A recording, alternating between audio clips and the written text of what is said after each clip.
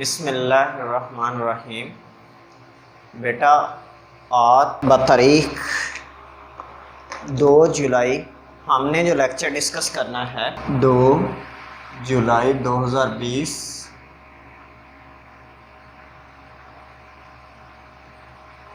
उसका नाम है alkane and alkyl radical. Alkanes and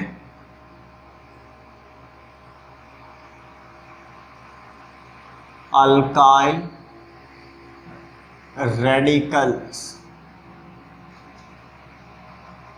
इस टॉपिक की तरफ जाने से पहले आपको पता होना चाहिए कि what is meant by alkane. Alkanes क्या होते हैं? तो अल्केन्स आर सैचुरेटेड हाइड्रोकार्बन्स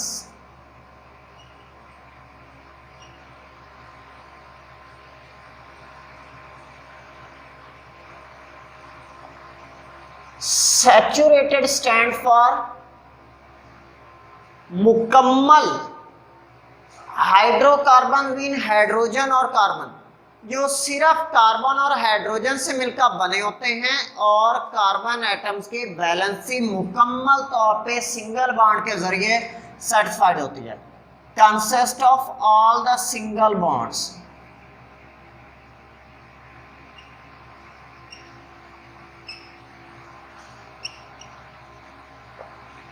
जिसमें सिर्फ और सिर्फ सिंगल बॉन्ड्स मौजूद होते हैं।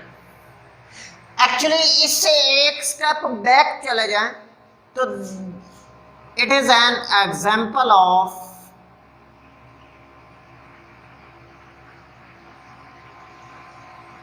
Homologous series.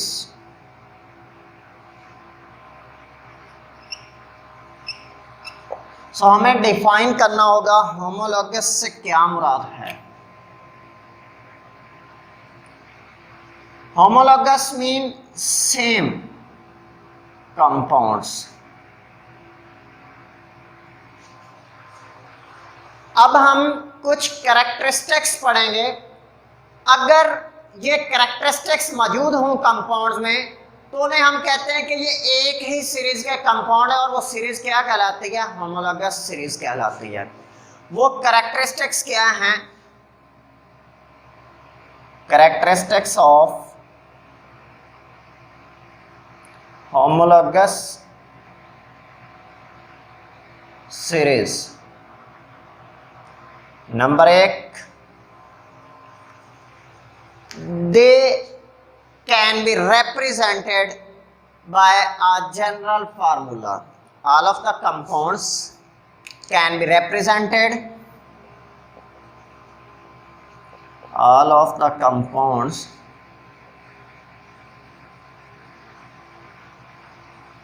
can be represented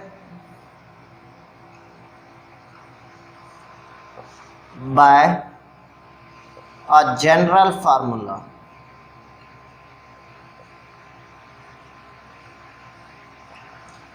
in example आप कह सकते हैं जैसे अल्केन, इसका जनरल फार्मूला CnH2n + 2 होता है। n की value if n is equal to 1, n is equal to 2, then it will be equal to CH4 and C2H6। if n is equal to 3, it will be equal to C3H8। if n is equal to 4, then it will be C4H10। सो आप देख रहे हैं कि gradual एक ही formula पे calculations आ रही हैं। This is methane, ethane, propane, butane and onward. कोई भी member. Next one, all of the compounds have same characteristics. All of the compounds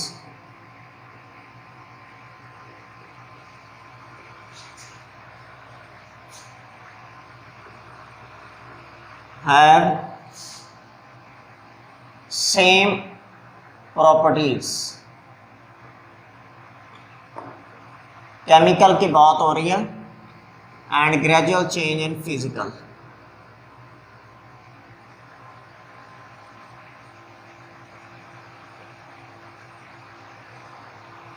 physical में भी ग्रेजुअल चेंज आती है, एक पैटर्न प्रिडिक्ट किया जा सकता है। जैसे आप पीरियोडिक टेबल में एलिमेंट्स के हवाले से एक ग्रुप के एक एलिमेंट को स्टडी करके बकिया को आप प्रिडिक्ट कर लेते हो कि ग्रेजुअल चेंज आती है, इसी तरह इसके भी फिजिकल प्रॉपर्टीज को ग्रेजुअली तौर पे परखा जा सकता है। तो अगर हम बात करें केमिकल की तो वो वैसे ही सेम होती है। ठीक हो गया।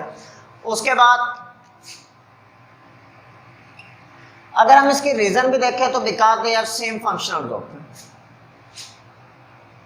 नेक्स्ट अगर हम देखें तो हम लिखेंगे they have same methods of preparations.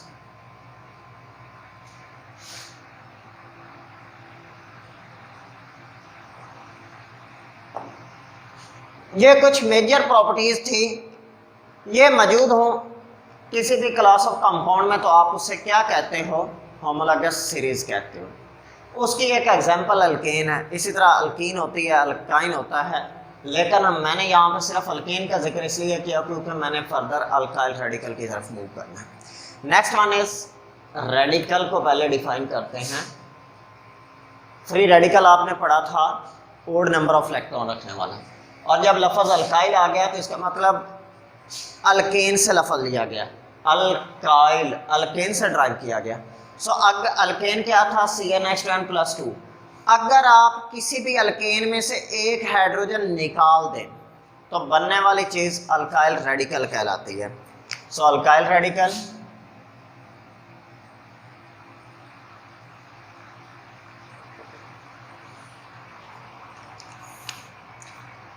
The species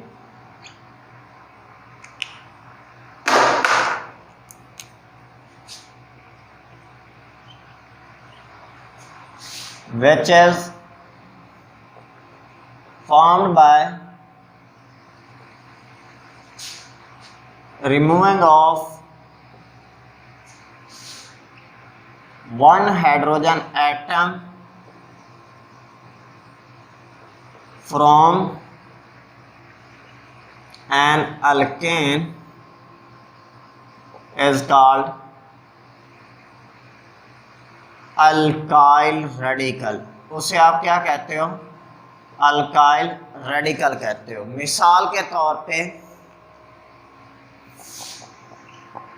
CH4, इसमें से अगर आप कोई भी एक हाइड्रोजन निकाल दें, सनलाइट की मौजूदगी में रिएक्शन होगा, ये एक इलेक्ट्रॉन इधर एक इधर, तो CH3 plus hydrogen free radical बन गया। अब कार्बन का एटॉमिक नंबर 6 है, इसका मतलब इसके पास 6 इलेक्ट्रॉन होते हैं, और हर हाइड्रोजन इसके साथ एक एक इलेक्ट्रॉन, हाइड्रोजन की जो कि एटॉमिक नंबर 1 है, 6 है कार्बन के और 3 हाइड्रोजन के, टोटल कितने हो गए, 9 इलेक्ट्रॉन। 9 2 पे पूरा पूरा तकसीम नहीं होता, ये फ्री रेडिकल बन गया और अल्केन से बना है, लिहाजा इसे आप अल्काइल फ्री रेडिकल का नाम दे देते हो। क्लियर।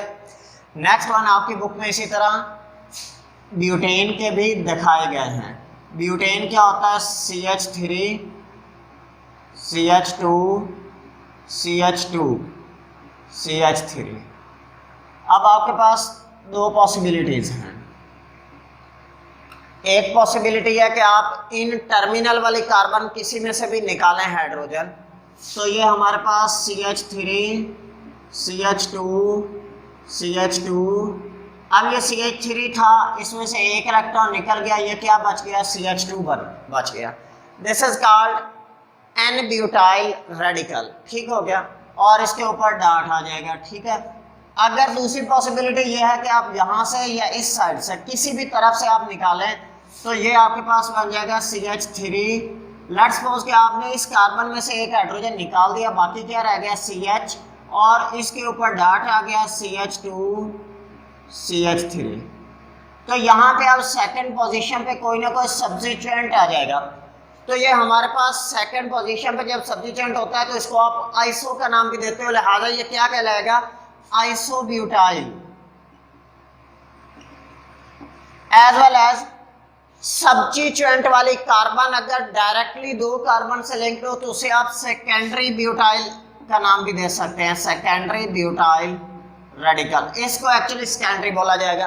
और यहाँ पे इस कार्बन के पास सब्स्टिट्यूएंट में अटैच होना है, ये देखो सब्स्टिट्यूएंट आ गया लेट्स सपोज, तो वो वाली कार्बन डायरेक्टली एक ही कार्बन से लिंक्ड हो या किसी से लिंक्ड ना हो, जैसा कि मिथाइल वाला सब्स्टिट्यूटेड कार्बन जो है वो किसी कार्बन से फर्दर लिंक्ड नहीं होगी, तो इसे आप क्या कहते हो, प्राइमरी अल्काइल रेडिकल का नाम दे देते हो।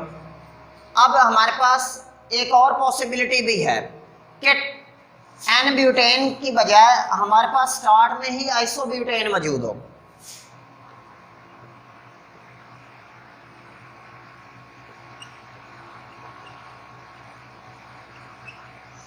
तो भी दो पॉसिबिलिटीज हैं।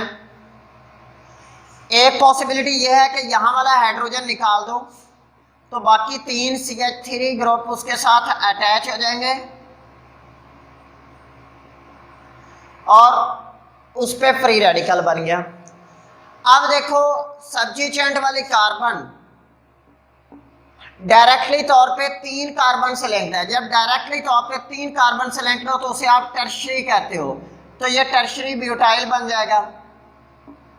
एज वेल एज एक और पॉसिबिलिटी भी है कि आप इन तीनों में से किसी एक में से निकाल दो। लेट्स सपोज इसमें से मैंने निकाला CH3 CH CH3, जब एक हाइड्रोजन निकल गया बाकी CH2 रह गया, तो ये हमारे पास क्या बन जाएगा, प्राइमरी ब्यूटाइल बन जाएगा, क्योंकि सब्स्टिट्यूएंट वाली कार्बन इसने साबित होना है। जब सब्स्टिट्यूएंट वाली कार्बन डायरेक्ट तो एक ही कार्बन से लिंक्ड है, जब एक कार्बन से लिंक्ड हो तो आप उसे प्राइमरी का नाम देते हो, सो ये प्राइमरी ब्यूटाइल रेडिकल हमारे पास बनेगा। इसके साथ ही बेटा आपका आज का लेक्चर खत्म होता है।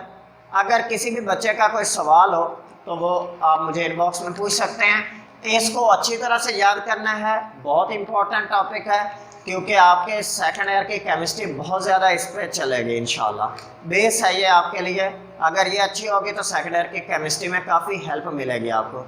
अगर इसको अच्छा नहीं करेंगे तो डेफिनेटली सेकंड ईयर में आपके लिए प्रॉब्लम्स होंगे। यहाँ तक आप लोगों ने अच्छी तरह से बेटा याद कर लेना है। शुक्रिया, अल्लाह हाफिज़।